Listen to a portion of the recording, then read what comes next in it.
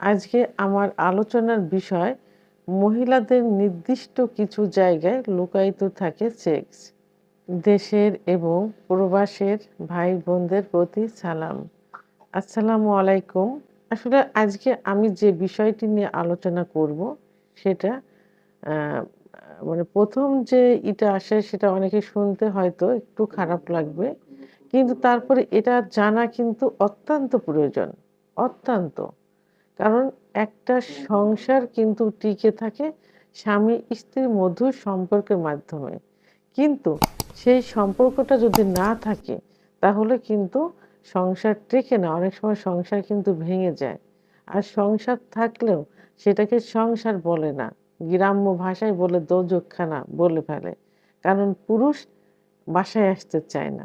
বাইরে থেকে যেতে চায়। বাসায় আসলেও স্ত্রীর বাসার এরিয়াতে আসলেই, স্ত্রীকে দেখলেই শরীরে যত ফিলিংস থাকে সব নষ্ট হয়ে যায়। এটা কিন্তু স্বামীদের কথা। যখন চিকিৎসা নিতে আসে তখন এই ভাষাগুলো ১ম এ তারা বলে চিকিৎসা নেওয়া শুরু করে। আর সে ভাষাগুলো আমি আজকে আপনাদের জানালাম। এজন্য কোনো খারাপ মন্তব্য করবেন না। আপনাদের জানা উচিত। অনেকে খারাপ মন্তব্য করে থাকে। তো আমি বলব যে এই যে খারাপ মন্তব্য করেন এর দায়ভার কিন্তু আপনার ফ্যামিলিকে নিতে হচ্ছে। আপনার বাবা-মাকে নিতে হচ্ছে। শিক্ষার অভাব আছে। তো প্লিজ একটু মনোযোগ দিয়ে শুনবেন।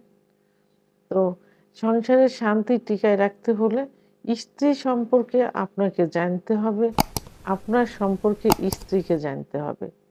তো আমি ১ম এই স্ত্রীর সম্পর্কে আমি কিছু অ বিষয় বলব, যে বিষয় আপনার জানা থাকলে সংসারে শান্তি ফিরে আসবে ইনশাআল্লাহ।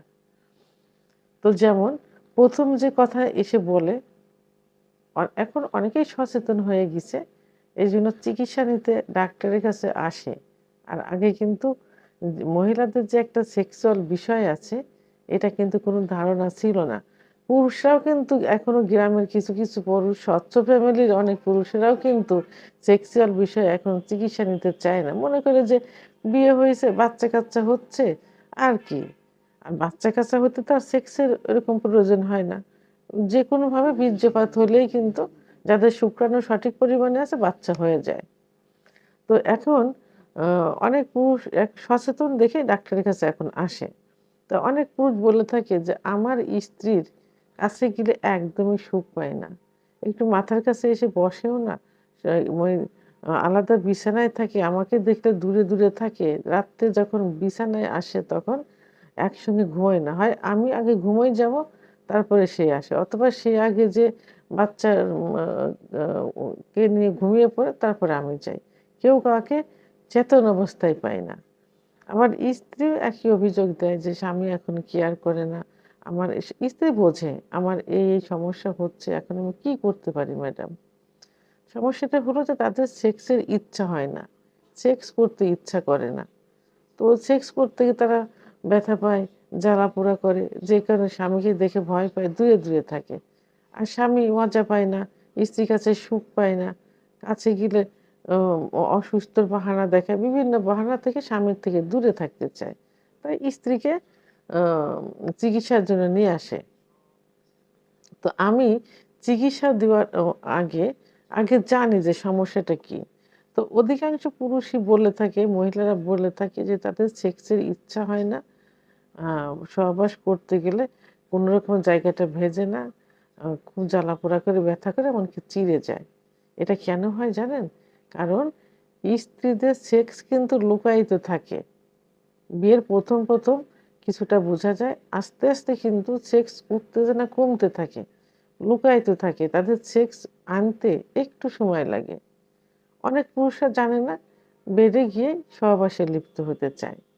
কিন্তু তারা বোঝে না যে স্ত্রীকে একটু তৈরি করতে হয়। স্ত্রীর ফোরফিলে করতে হয়। এটা সম্পর্কে তাদের ধারণা নেই। আর থাকলেও তাদের ইচ্ছা হয় যে সঙ্গে সহবাসে লিপ্ত হয়। এতে কি স্ত্রী সুখ পায়? কখনোই সুখ পায় না। তার কি অর্গাজম হবে? কামড়া আসবে? জায়গাটা ভিজবে? কখনোই আসবে না। এতে স্ত্রীও সুখ পাবে না, আপনিও সুখ পাবেন না। তো এইজন্য কি করতে হবে? স্ত্রীর কিছু নির্দিষ্ট জায়গা আছে।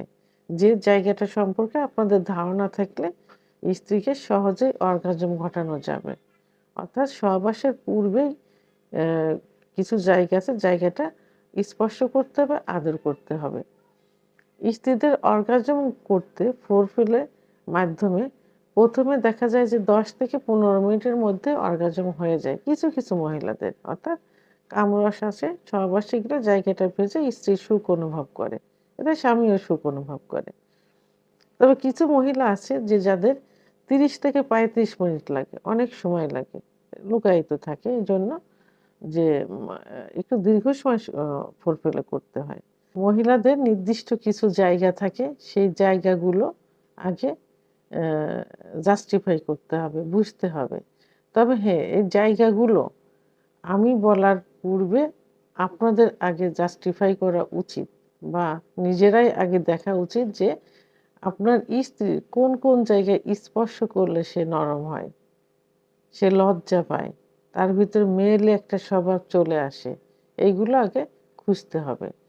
তা তো এর মধ্যে প্রধান যে জায়গাটা সাধারণত গ্রাম্য ভাষায়, গ্রামে কিন্তু দেখবেন যে মহিলাদের প্রথমে কোথায়ও আদর করলে বা যাকেই প্রথমে আদর করলে কোথায় আদর করে, কপালে চুম্বন দেয়।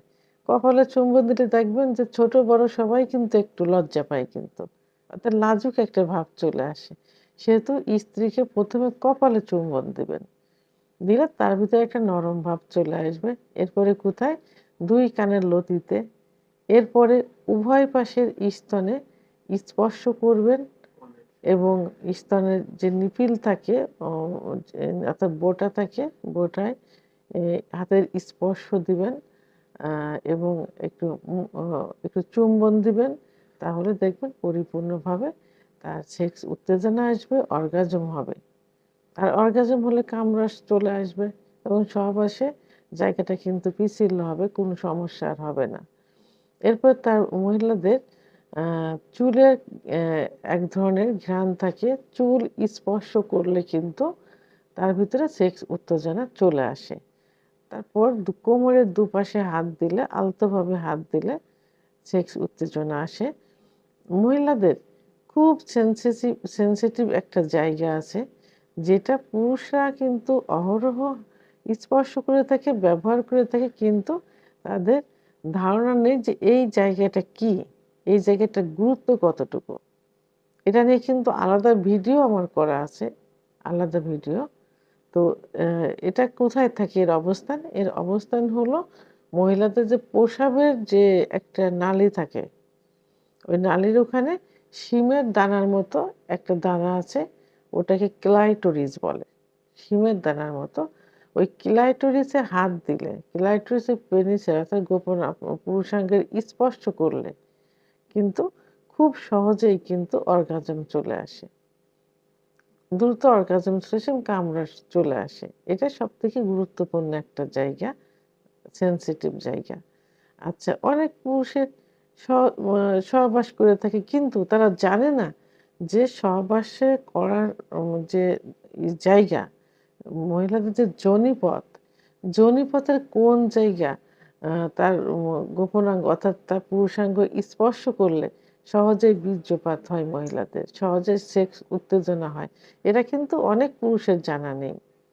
অর্থাৎ মহিলাদের যে যোনিপথের একটা রাউন্ড থাকে, রাউন্ড নিচেই থাকে মলদ্বার, আচ্ছা ও দুই পাশে থাকে, দুই পাশে রান, উপরে থাকে প্রস্রাবের নালী। তা প্রস্রাবের নালীর ঠিক নিচের ওয়ালে, ওয়ালে যদি বেটে মহিলা হয়, মেয়ে হয়, তাহলে 1.5 থেকে 2 ইঞ্চি ভিতরে জি স্পট জায়গা থাকে। আর যদি একটু লম্বা হয় তাহলে 2 থেকে 2.5 ইঞ্চির ভিতরে জি স্পট জায়গা থাকে। যে জায়গায় পুরুষাঙ্গ স্পর্শ করলে, ঘর্ষণ দিলে বীর্যপাত হয়ে যায়। অনেকে বোঝে না, না বুঝে সর্বশেষ সময় তার পুরুষাঙ্গটা নিচের দিকে ধাবিত করে, ধাবিত করে সহবাস করে। তো নিচের দিকে ধাবিত না করে যদি উপরের দিকে ধাবিত করা যায়, সঞ্চালন করা যায়, এবং যেসব পুরুষের লিঙ্গ ছোট থাকে, ভয় পায় যে ছোট লিঙ্গ দিয়ে স্ত্রীকে সুখ দেওয়া যাবে কিনা, তাদের জন্য সবথেকে উপযুক্ত একদম কাছেই থেকে যোনিপথ থেকে একটু উপরের দিকে ধাবিত করে কয়েকবার সঞ্চালন করলে বীর্যপাত হয়ে যাবে। তাহলে এই জায়গাগুলো সম্পর্কে যদি কোনো পুরুষের ধারণা থাকে, তাহলে মহিলাদের অর্গাজম সহ কামরস বের করতে কোনো সমস্যা হয় না। তাহলে সংসারে শান্তি চলে আসবে, স্বামী স্ত্রীর মধুর সম্পর্ক গড়ে উঠবে, স্ত্রী পরকীয়া করবে না, স্বামীকে বাইরে যাইতে হবে না। এতে সমাজে, পরিবারে, সমাজে, রাষ্ট্রীয় জীবনে সুখ চলে আসবে, অশান্তি বিরাজ করবে না। এই জন্য সবাইকে স্ত্রীর নির্দিষ্ট কিছু কিছু জায়গায় এভাবে বের করতে হবে, তাহলে সুখে শান্তিতে জীবনযাপন করা যাবে। তো ভিডিওটি সম্পর্কে যদি কোনো মতামত থেকে থাকে অবশ্যই কমেন্টসের মাধ্যমে জানাবেন। আর ভিডিওটি ভালো লাগলে লাইক, কমেন্ট, সাবস্ক্রাইব করে আমার সঙ্গে থাকুন। আল্লাহ হাফেজ।